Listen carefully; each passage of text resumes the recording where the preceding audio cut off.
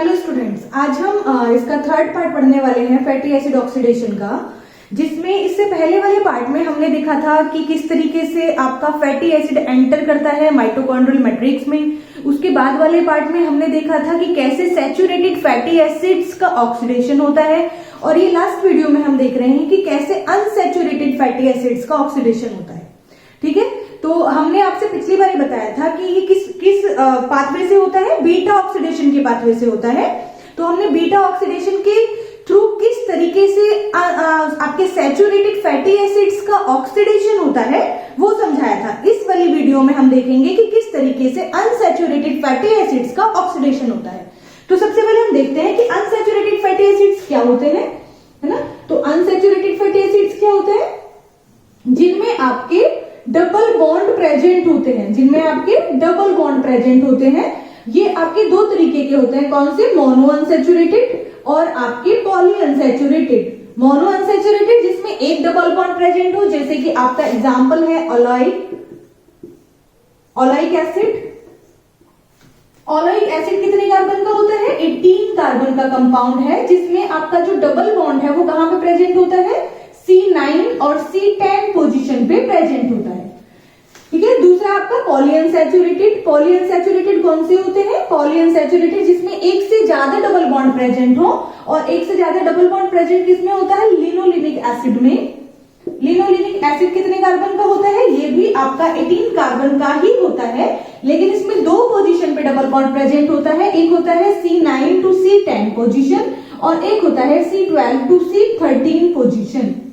ठीक है, तो हम इसमें जो समझने वाले हैं, जो मैं आपको एग्जांपल में समझाने वाली हूं, वो मैं समझाने वाली हूं किसका? आपका ओलेइक एसिड का। ओलेइक एसिड के एग्जांपल से मैं आपको समझाने वाली हूं कि किस तरीके से आपके डबल बॉन्ड जो प्रेजेंट होता है आपके किसी भी फैटी एसिड में, तो उसका ऑक्सीडेशन किस तरीके से होता है, क्या चेंजेस होते हैं। बहुत सिंपल है, क्योंकि ये भी बीटा ऑक्सीडेशन होता है। मतलब आपकी बीटा ऑक्सीडेशन में कौन कौन सी रिएक्शंस होती हैं? बीटा ऑक्सीडेशन की रिएक्शंस हम बता देते हैं। पिछले लेक्चर में मैं आपको समझा चुकी हूं कि बीटा ऑक्सीडेशन में कौन कौन सी रिएक्शंस होती है। तो फर्स्ट रिएक्शन होती है बीटा ऑक्सीडेशन की आपकी डीहाइड्रोजनेशन, या फिर आप इसको क्या कहते हैं? ऑक्सीडेशन कहते हैं। क्या कहते हैं? ऑक्सीडेशन कहते हैं। या फिर आपका सेकेंड है आपकी कौन सी? हाइड्रेशन। हाइड्रेशन मतलब addition of water molecule. Third है आपकी फिर से डिहाइड्रोजनेशन या फिर ऑक्सीडेशन, और फोर्थ है आपकी थायोलिसिस, जिनके बारे में मैं आपको पिछले वीडियो में बता चुकी हूं, पिछले लेक्चर में मैं आपको समझा चुकी हूं। अब जब हम बात करते हैं ना अनसैचुरेशन की, मतलब जब आपका डबल बॉन्ड आ जाता है, तो डबल बॉन्ड आने पे आपका इस बीटा ऑक्सीडेशन की साइकिल में क्या चेंज होता है, हम उसके बारे में बात कर रहे हैं।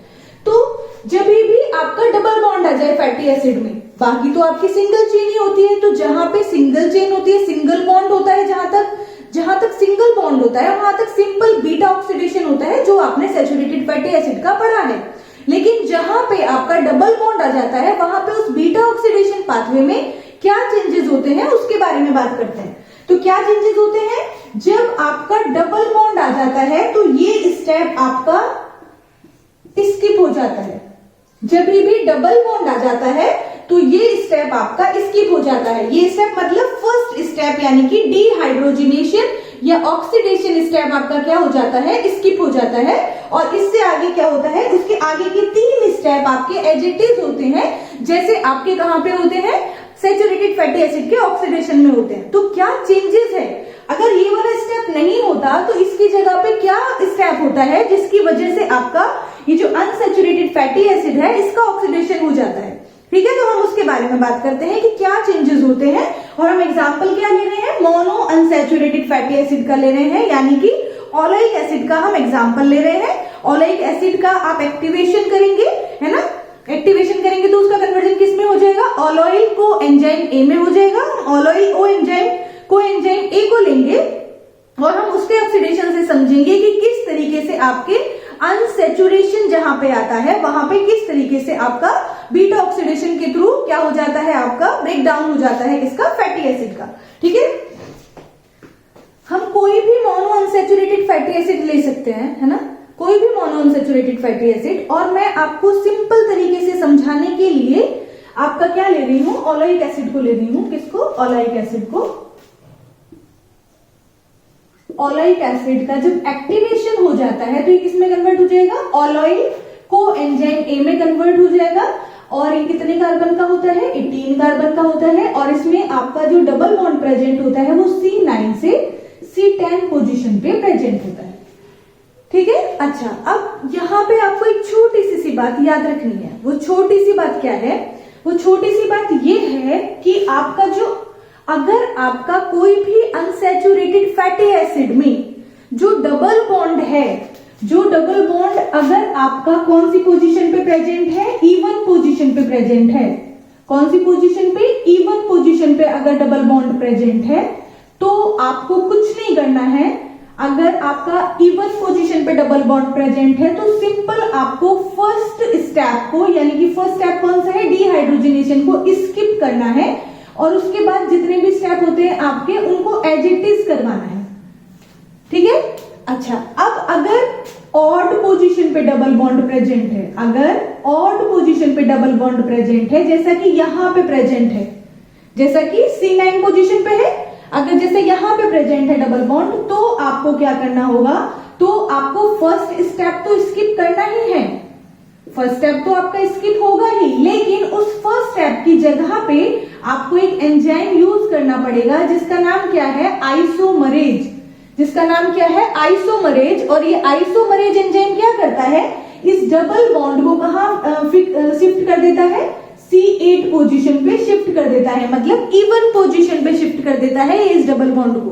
तो क्या होता है जब E1 पोजीशन पे डबल बॉन्ड शिफ्ट हो जाता है?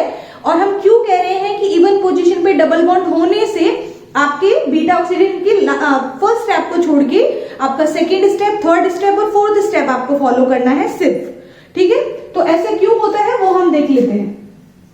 तो हम एग्जांपल ले रहे हैं क्या? आपका ओलेइक एसिड का, जिसका कन्वर्जन किस में हो जाएगा एक्टिवेशन के बाद? ओलेइल को एंजाइम ए में हो जाएगा। ठीक है। तो हम इसका एग्जांपल ले रहे हैं, हम इसको ले लेते हैं आपका। तो मैं बना देती हूं यहां पे आपका C double bond O, S को enzyme A, CH2 CH2 CH2 CH2 CH2 CH2 CH2 और यहाँ पे हम लिख देते हैं R, है ना। और यहाँ पे लिख देती हूँ मैं कितने कार्बन का है? ये 18 कार्बन का है। ठीक है। काउंट कर लेते हैं, मैंने काउंट नहीं किया था। तो ये कौन सा है? Carbon number 1 2 3 4 5 6 7 8। अच्छा, अभी और बनाने पड़ेंगे भाई।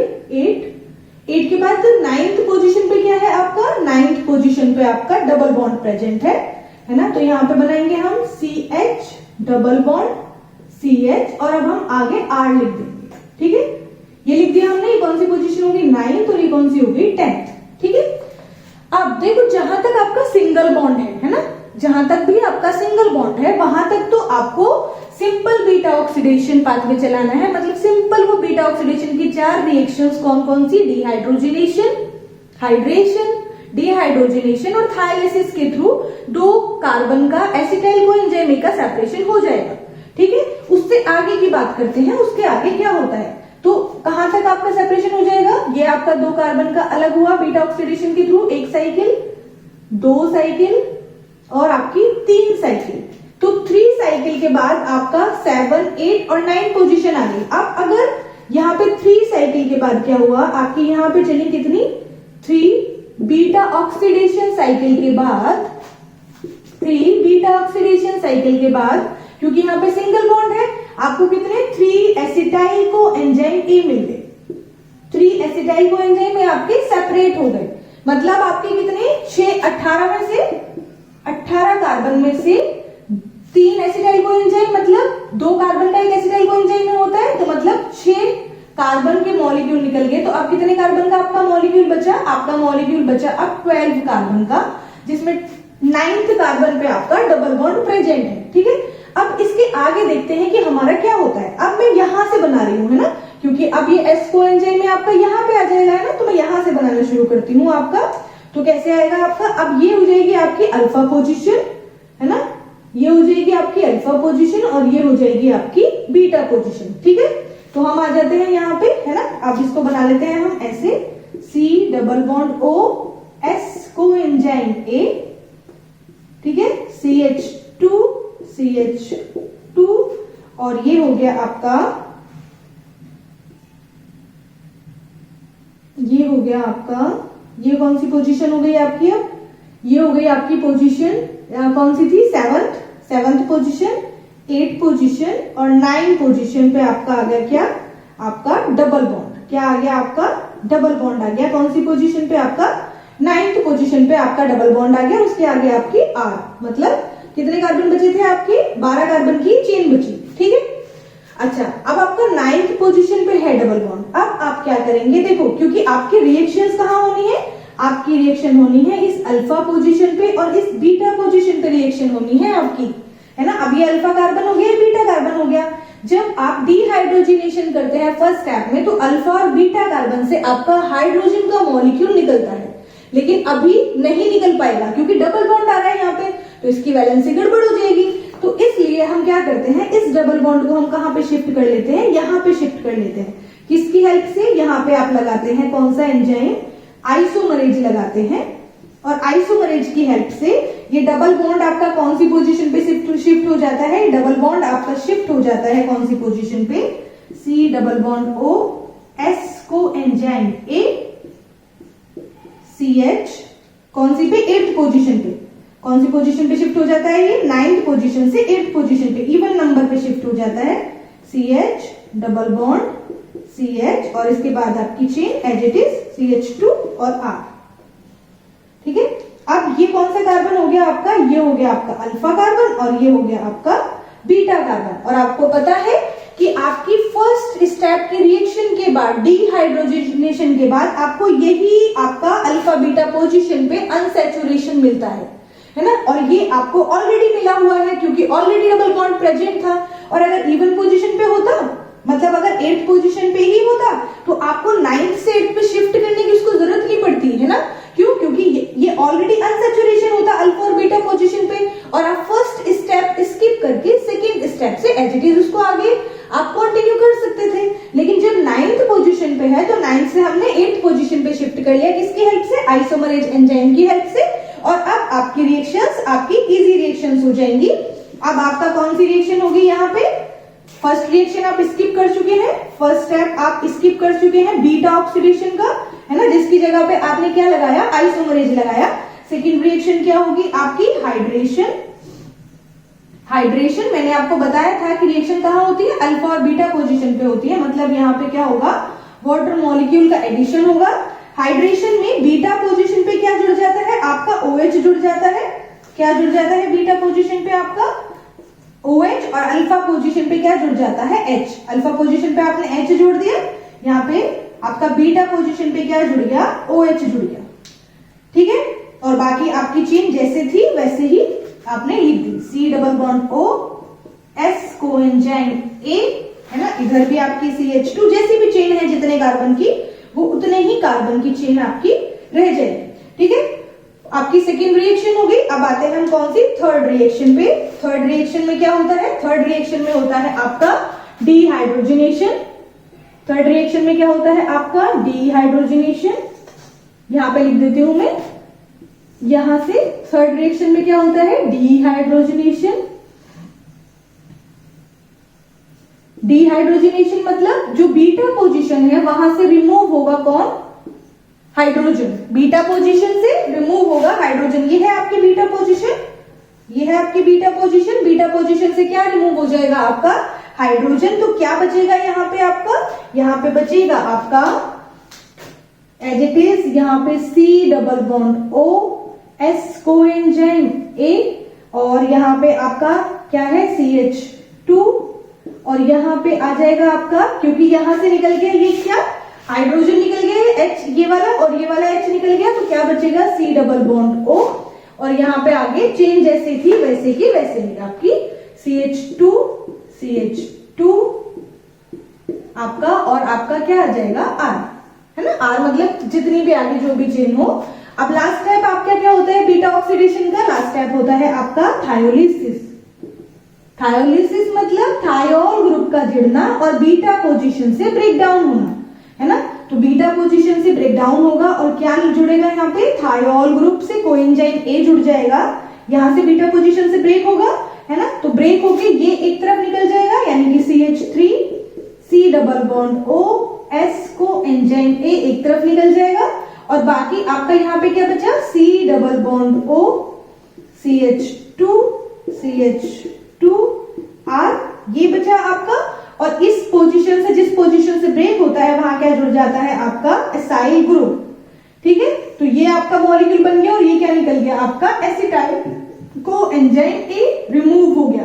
तो इस तरीके से जब कभी भी अनसैचुरेशन जिस भी पोजीशन पे प्रेजेंट होता है, अगर इवन पोजीशन पे प्रेजेंट होता है तो आपको कोई प्रॉब्लम नहीं आती। जब भी वो इवन पोजीशन पे आता है तो फर्स्ट स्टेप आप स्किप करते हैं और उसके बाद से आपका सेकेंड स्टेप हाइड्रेशन, डिहाइड्रोजनेशन, थायोलिसिस जैसा आप तो सैचुरेटेड फैटी एसिड में करते हैं, बिल्कुल वैसे ही करते हैं। और अगर आपका ऑड पोजीशन पे प्रेजेंट होता है तो आप क्या करते हैं? तो आप सिंपली आइसोमरेज लगा के उसको इवन पोजीशन पे ले आते हैं। लेकिन दोनों ही कंडीशन में जहां पे भी अनसैचुरेशन आ जाता है, जिस भी पोजीशन पे अनसैचुरेशन आ जाता है वहां पे आपका FAD प्लस का कन्वर्जन FADH2 में नहीं होता। क्यों? क्योंकि आप फर्स्ट रिएक्शन डिहाइड्रोजनेशन की नहीं होती जब भी अनसैचुरेशन आ जाता है तब। लेकिन आपका NADH मिलता है, NADH आपका एज इट इज मिलता है आपकी थर्ड रिएक्शन से, ठीक है। एंजाइम आपको पता ही है, यहाँ पे क्या लगाएंगे आप? डिहाइड्रोजनेज लगा देंगे, डिहाइड्रोजनेज लगा देंगे, यहाँ पे आप थायोलेज लगाएंगे। सबस्ट्रेट का नाम आगे लगा देते हैं और सबस्ट्रेट का नाम डिपेंड करता है कि आप किसको फैटी एसिड को आप एग्जांपल ले रहे हैं। यहाँ पे आप आइसोमरेज लगाएंगे और यहाँ पे क्या लगाएंगे आप? हाइड्राटेज लगा देंगे। तो इस तरीके से क्या हो जाता है आपका, जब अनसैचुरेशन आता है तो इस अकॉर्डिंग क्या हो जाता है आपका? ऑक्सीडेशन हो जाता है किसी भी फैटी एसिड का। अब अगर हम एनर्जी कैलकुलेशन की बात करें किसी भी अनसैचुरेटेड फैटी एसिड की तो कैसे करेंगे आप? ये हमने ओलिक एसिड लिया था, अब हम इसका एनर्जी कैलकुलेशन और देख लेते हैं।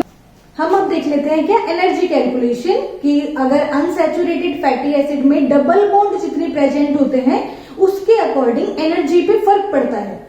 सैचुरेटेड फैटी एसिड्स के कंपैरिजन में अनसैचुरेटेड फैटी एसिड्स के ऑक्सीडेशन से आपको कम एनर्जी मिलती है। वो भी डिपेंड करता है कि कितने आपके डबल बॉन्ड प्रेजेंट है उस फैटी एसिड में, ठीक है। तो हम देख लेते हैं एक बार एनर्जी कैलकुलेशन इसकी हमने ऑयल कोएंजाइम A लिया था ना। एनर्जी कैलकुलेशन हमने क्या लिया था? ऑयल कोएंजाइम A लिया था, ऑयल कोएंजाइम A लिया था प्लस ऑयल कोएंजाइम A कितने कार्बन का है? 18 कार्बन का है। तो इसका कन्वर्जन कितने में हो जाता है आपका? इसका कन्वर्जन 18 कार्बन है तो 9 एसिटाइल कोएंजाइम A बन जाते हैं। कितने? 9 एसिटाइल कोएंजाइम A बन जाते हैं, ठीक है। अच्छा, नेक्स्ट आता है आपको 8 साइकिल्स करनी पड़ती है। कितनी? 8 साइकिल्स। 8 साइकिल्स के बाद आपको 9 एसिटाइल कोएंजाइम A मिलते हैं। इसके अलावा आपको 8 ही कोएंजाइम A देने पड़ते हैं आपको। इसके अलावा जितने डबल बॉन्ड आपके प्रेजेंट होंगे उतना ही फैट आपका FADH कम हो जाएगा। मतलब अगर नॉर्मली सारी सैचुरेटेड फैटी एसिड होती तो आपके 8 साइकिल तो फैटी FAD प्लस भी कितने होते? आपके 8 ही FAD प्लस यूज होते। लेकिन क्योंकि एक डबल बॉन्ड प्रेजेंट है तो यहाँ पे आपके FAD प्लस कितने? क्योंकि एक स्टेप मिस हो गया ना FADH का, तो यहाँ पे क्योंकि एक डबल बॉन्ड प्रेजेंट है तो आपका एक FAD प्लस का कन्वर्जन एक FADH2 में नहीं होगा। तो कितने इन्वॉल्व हुए? आपके 7 FAD प्लस का कन्वर्जन किस में हो जाता है? 7 FADH2 में होता है। लेकिन NADH पे कोई फर्क नहीं पड़ता, 8 साइकिल तो 8 ही आपके NAD प्लस का कन्वर्जन किस में हो जाता है? आपके NADH में हो जाता है। अब हम एनर्जी को कैलकुलेट कर लेते हैं। तो मैंने आपको इससे पिछली वीडियो में बताया था कि एक एसिटाइल को एंजाइम ए के क्रैब साइकिल में जाने से आपको कितनी एनर्जी मिलती है, आपको 10 एटीपी मिलते हैं। तो 9 के जाने से कितने मिलेंगे, 9 एसिटाइल को एंजाइम ए के जाने से आपको 90 एटीपी तो यहां से मिल गए, ठीक है। उसके बाद हम आते हैं किस पे, 7FADH2 पे। तो 7FADH2 से कितने मिलेंगे आपको, 7 इंटू 1.5, तो कितने हो गए आपके 10.5 एटीपी आपको यहां से मिल गए। और आपके 8 NADH से कितने एटीपी मिलेंगे, 8 इंटू 2.5 इक्वल्स टू 20 एटीपी आपको यहां से मिल गए। तो टोटल आपके कितने एटीपी हो गए, काउंट कर लो कितने हो गए, 90 ATP plus 10.5 ATP plus 20 ATP, कितने हो गए टोटल आपके, टोटल हो गए आपके 5.0, 10 और 12, 120 एटीपी हो गए। जिसमें से आपने कितने, 2 आपने यूज करे थे तो 2 आपके माइनस हो जाएंगे क्योंकि एक्टिवेशन में यूज हो जाते हैं। तो कितने मिले आपको, 118 आपको मिले 118 एटीपी, कितने मिले 118 एटीपी आपको मिलते हैं। किससे, अगर एक डबल बॉन्ड प्रेजेंट है 18 कार्बन के फैटी एसिड में तो आपको 118.5 एटीपी आपको मिल रहे हैं। जितने ज्यादा डबल बॉन्ड होते जाते हैं उतना ही आपका FADH2 का कंसंट्रेशन उतने ही साइकिल कम होता जाता है, ठीक है। तो इस तरीके से आपके अनसैचुरेटेड और सैचुरेटेड फैटी एसिड्स का ऑक्सीडेशन होता है और इस तरीके से आपकी बीटा ऑक्सीडेशन साइकिल काम करती है, ठीक है। तो ये मैंने आपका फैटी एसिड ऑक्सीडेशन 3 पार्ट में कंप्लीट करवाया है। तो आपकी 3 पार्ट की वीडियोस आपके चैनल पे प्रेजेंट है, तो आप चाहें तो आप तीनों पार्ट को देख के इस फैटी एसिड ऑक्सीडेशन को इजीली समझ सकते हैं। Thank you. अगर आपको वीडियो पसंद आई है तो लाइक, शेयर और सब्सक्राइब करें। Thank you.